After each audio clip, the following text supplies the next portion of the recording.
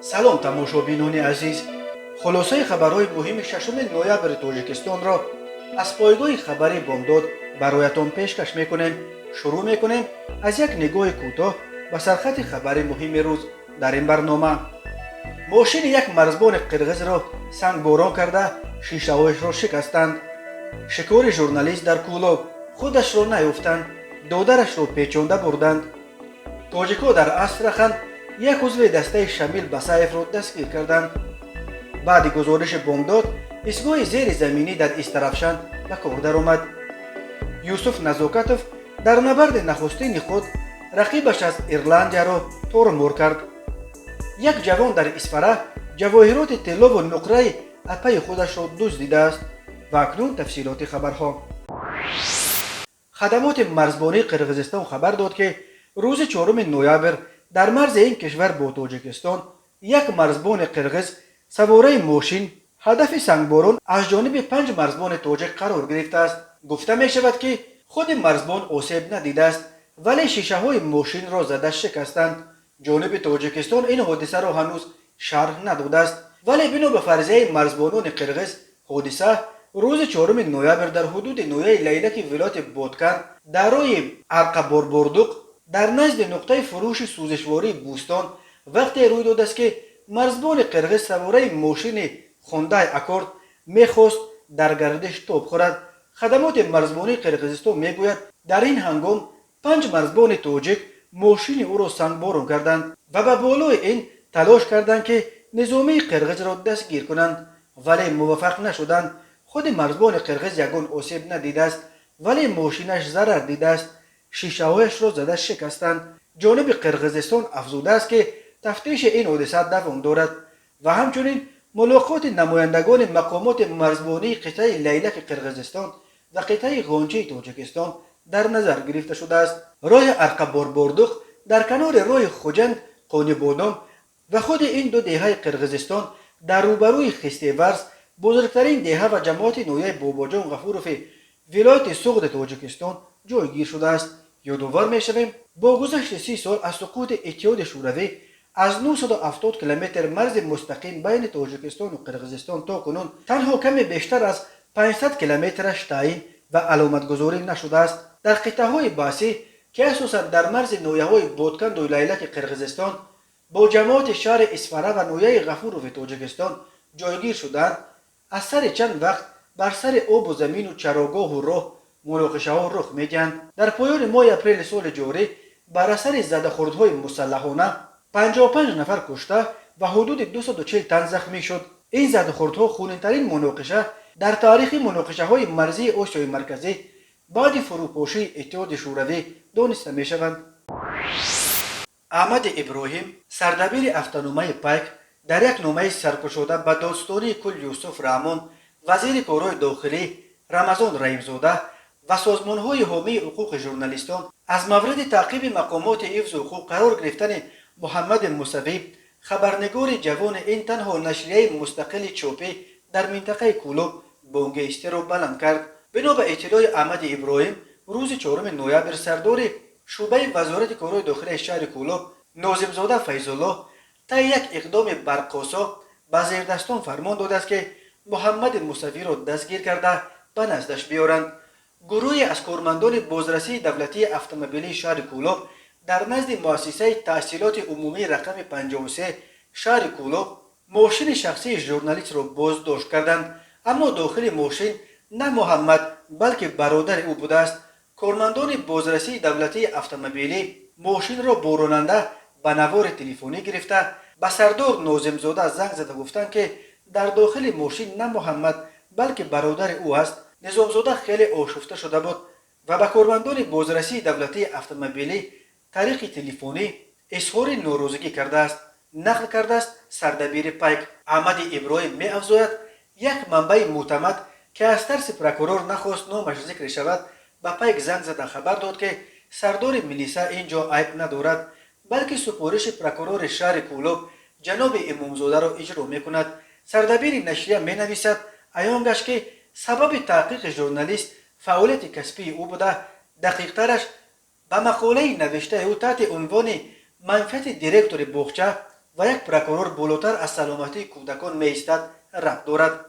در این مطلب که روز 25 اکتبر چاپ شده است، بر اساس شکایت والدین سخن از باب چرکن و شپشک زدگی کودکان در باغچه رقم 3 شهر کولوب می رود. در این مقاله از جمله از قبل مسئولین اداره سانیتاری و اپیدمیولوژی شهر کولوب آمده است چند مرتبه در باغچه رقم 3 شهر کولوب چنین حالتها آشکار نمودیم که در سر کودکان شپشک است. سند ترتیب دادیم تا جریمه نماییم. اما یکی از کارمندان دادستانی شهر کولوب با ما به تماس برآمده به کار ما دخالت میکرد.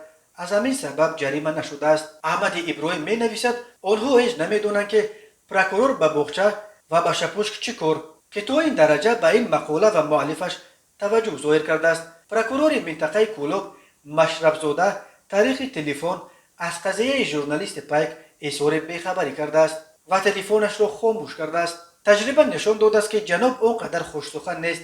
در نشست مطبوعاتی تابستان امسال هم به سوال ژورنالیستان در مورد بی‌ترتیبی در نزد دهقانبازار شهر به جای پاسخ انگشت بر روی ژورنالیستان خلانده تاکید میکرد که خب کن.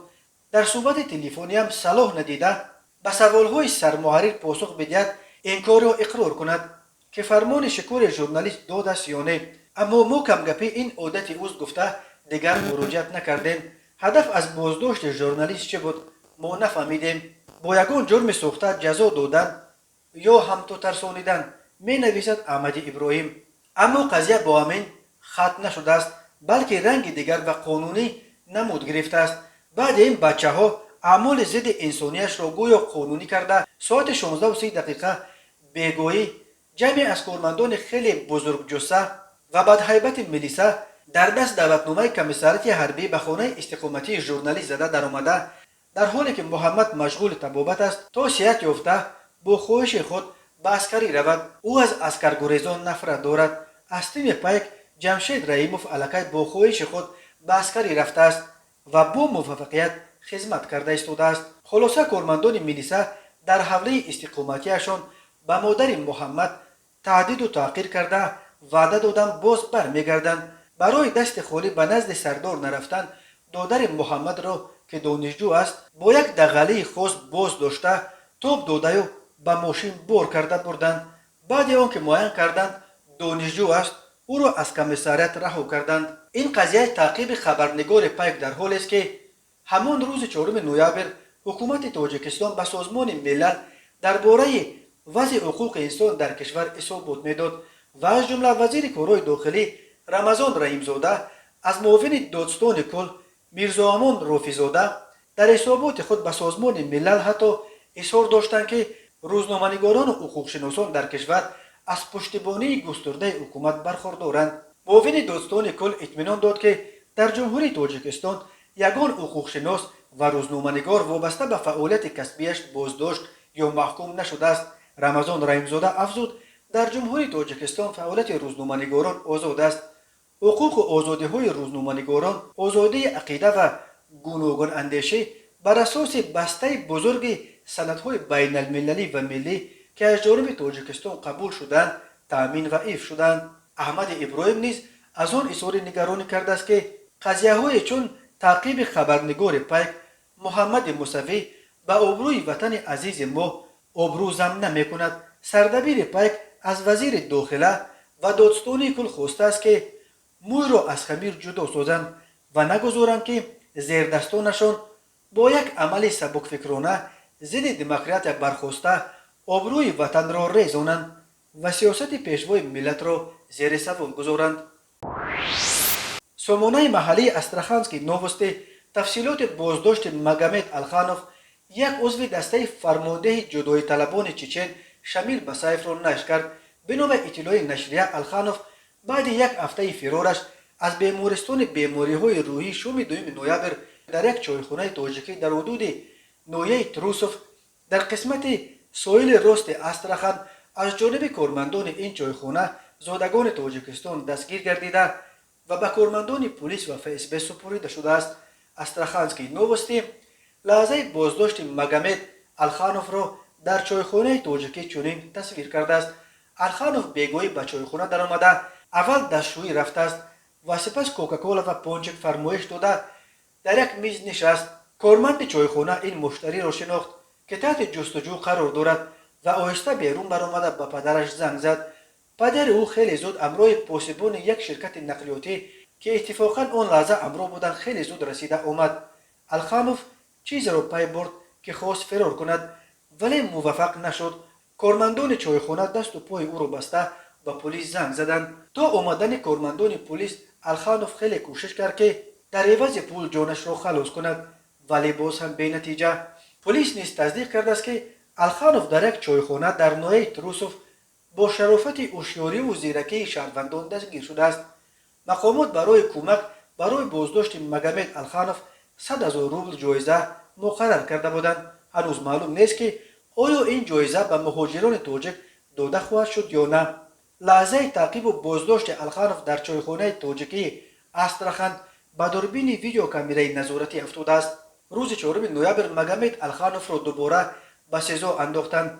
به ضد عضو سابق دسته مسلح شمیل بسایف بر اساس 3 بند کودکس جنایتی روسیه پرونده گشودند و به وی تا حبس ابد تهدید میکند. دنیس کوختن ناظر خرد اداره زندانهای ولایت استراخان که 29 سال دارد با گمان کمک به فرار الخانوف به حبس گرفته شده است. بنا به اطلاع استراخانسکی نوستی مگامد الخانوف به کوختن که او را تازه روز 15 اکتبر به پاسبانی بیمارستان بیماری‌های روحی گذرانیده بودند برای کمک به فرارش 1,000,000 روبل وعده داده است. در عوض کوختن به وی فهمانده است که در کجای بیمارخانه کامراها کار نمی‌کنند. او همچنین به الخانوف تلفن موبیلی و تجهیزات آهنبری برای بریدن پنجره تیریزه داده فهمانده است که بعد فرار چه خیلی از تعقیب پنهان شود. نسبت به کوختن با اتهام بیرون رفتن از حد وکالت، گرفتن پوره و قصد گرفتن پوره پرونده جنایتی گشودند. تماشابینان عزیز، یادآور می‌شویم خلاصه مهمترین اخبار تاجیکستان را از پایگاه خبری بامداد تماشا دارید. برنامه را ادامه می‌دهیم. یکی از خوانندگان سامانه بامداد با ارسال عکس‌های نو از شهر استرافشان خبر داد که گذرگاه زیر زمینی در درآمدگاه این شهر در نزد بازار کلانترین استرافشان دیگر باره به کار درآمده است و مردم می‌توانند توسط آن به ملال راه را عبور کنند. او میگوید این گذرگاه خیلی خراب و فرسوده و ولنگار شده بود و حالا با کوشش صاحبکاران استرافشانی و مقامات شهرداری از نو آباد کرده شد. مردم میتواند توسط این گذرگاه به ملال گشت و گذار کند، گفت این خواننده بامداد. در عکس‌های ارسال شده دیده می شود که مغازه قالین‌ها را کنارتر گرفتند و در جایی که چند روز پیش دیوار بود برای رو و آی مردم یک دروازه چسبانیدند. 2 روز پیش یک منبع پایگاه خبری بامداد از استرافشان با ارسال 2 عکس خبر داد که در این منطقه ولایت سوخت گذرگاه زیر زمینی را که در یک مکان پرازدحام در نزد بازار جایگیر شده بود محکم کرده به فروشگاه تبدیل دادند.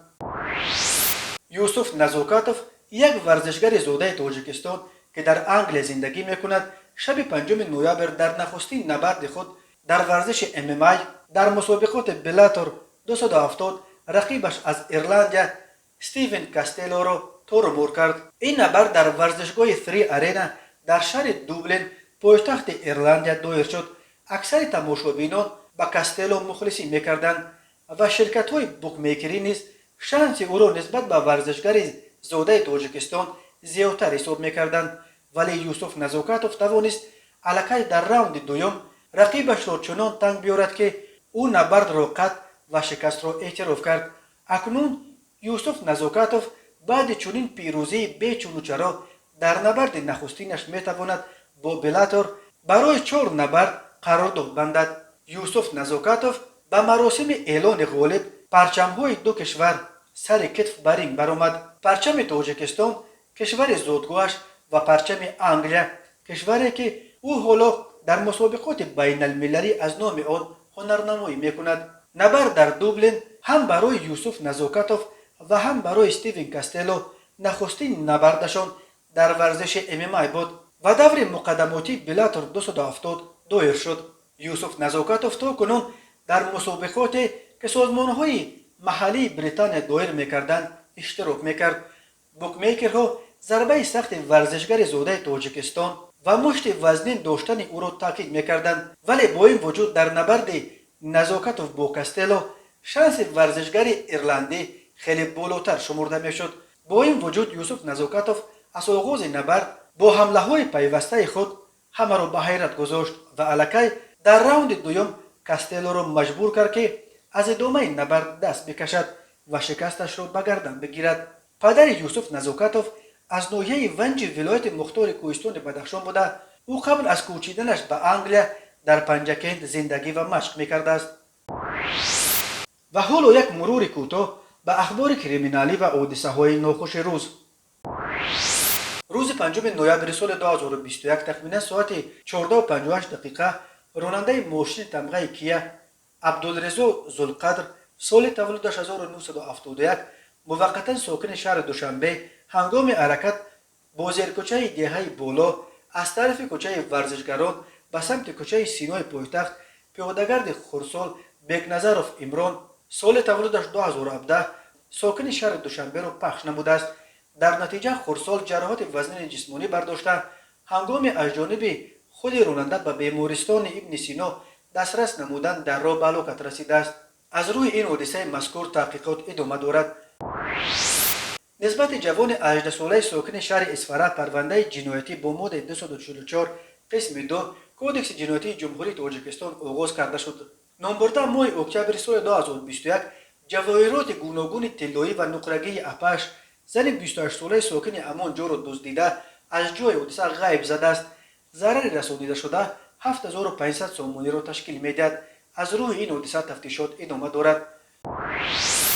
به شعبه وزارت کارهای داخلی یکی در نوای فردوسی با عریضه زن 37 ساله ساکن نوای فرخار مراجعت نموده است که 8 آگوست سال 2021 تخمینا ساعت 18:30 هنگام در داخل دکان دوزندگی واقع در بازار پنجشیر شهر دوشنبه قرار داشتنش شخصان نامعلوم با رای آشکارا از بالای میز کاریش یک عدد تلفن موبیلی تمغه سامسونگ را تصرف نموده از جای حادثه غیب زدند. ضرر رسانیده شده 1500 سومانی را تشکیل میدهد. هنگام گذرانیدن چاره‌بینی‌های اپراتیوی جستجوی از جانب کارمندان میلیسیا مردان 26 و 30 ساله ساکنان پایتخت با گمان صادر نمودن جنایت دزدی دستگیر کرده شدند. از روی این حادثه تفتیشات ادامه دارد. به شعبه وزارت کارهای داخلی در شهر کونه‌بادام با عریضه مرد 59 ساله ساکن جماعت دیهات پلتون شهر کونه‌بادام مراجعت نموده است که آخرای ماه اکتبر سال 2021 شخصان نامعلوم از نزد منطقه نزد ابلگیش واقع در محله ولزواد شهر مذکور یک عدد ظرف آهنین برای آب نگهداری غنجایشش 15000 لیتر دزدیده از جای حادثه غیب زدند. ضرر رسانیده شده 13500 سومانی را تشکیل میدهد. هنگام گذرانیدن چاره‌بینی‌های اپراتیوی جستجویی از جانب کارمندان میلیسیا مرد 38 ساله ساکن همین شهر همچون گمانبر در صادر نمودن جنایت دزدی دستگیر کرده شد. اوید به این حادثه پرونده جنایتی با ماده 244 قسم 2 کودکس جنایتی جمهوری تاجیکستان آغاز کرده شده تفتیشات ادامه دارد. تماشابینان عزیز و گرامی، این بود مرور به خلاصه چند خبر مهم امروز تاجیکستان. خبر و گزارش‌های بیشتر از تاجیکستان و درباره تاجیکستان و اطراف آن را در سامانه پایگاه خبری بامداد در این نشانه پیگیری نمایید: www.bomdad.com. خوش باشید.